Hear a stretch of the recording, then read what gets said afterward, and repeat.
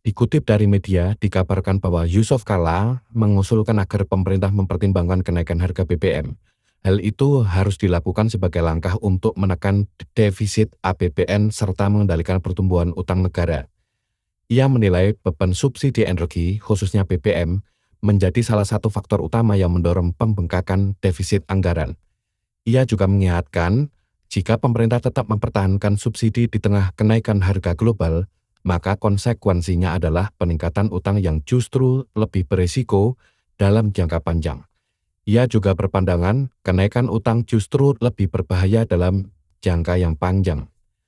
Pada akhirnya, seluruh masyarakat Indonesia akan merasakan dampaknya. Meski demikian, ia tidak menampik bahwa kebijakan kenaikan harga BBM berpotensi memicu penolakan publik pada tahap awal. Ia menilai kenaikan harga akan mendorong efisiensi penggunaan energi, termasuk mengurangi mobilitas yang tidak perlu. Teman-teman semua, seakan usul Pak Yusuf Kala bagus, namun juga harus kita kritik, karena saat ini seakan terjadi pengaburan makna istilah subsidi. Dari sudut pandang sebagian pihak, subsidi diartikan sebagai bentuk kebaikan pemerintah kepada rakyatnya. Padahal jika merujuk pada peran dan fungsi dari pemerintah, maka subsidi itu merupakan tanggung jawab atau kewajiban pemerintah.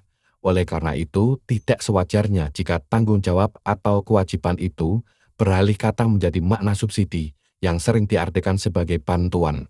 Sebab, pemerintah memiliki kewajiban untuk mengatur hajat hidup orang banyak, termasuk diantaranya dalam pengurusan BBM. Negara tidak boleh berlepas tangan atas pemenuhan hak pokok dari setiap warga negara. Semua itu tanggung jawab negara secara mutlak, termasuk diantaranya pemenuhan berkaitan dengan energi, pendidikan, kesehatan, dan keamanan. Karena tugas utama negara adalah mengurusi dan melayani rakyat. Maka negara hendaknya jangan berdagang dengan rakyat. Dengan demikian hubungan negara dan rakyat adalah hubungan pelayan dan yang dilayani, bukan hubungan penjual dan pembeli. Karena itu sewajarnya pemerintah selalu meringankan beban rakyat, bukan malah mencari untung dari rakyat. Wajar jika banyak sekali masyarakat menolak kapitalisme, karena dalam sistem ekonomi kapitalisme berlaku free fight liberalism, atau sistem persaingan bebas. Siapa yang memiliki modal dan mampu menggunakan kekuatan modal atau kapital secara efektif dan efisien akan dapat memenangkan pertarungan dan bisnis. Paham ini juga telah menginternalisasi dalam kekuasaan sehingga terbentuk oligarki.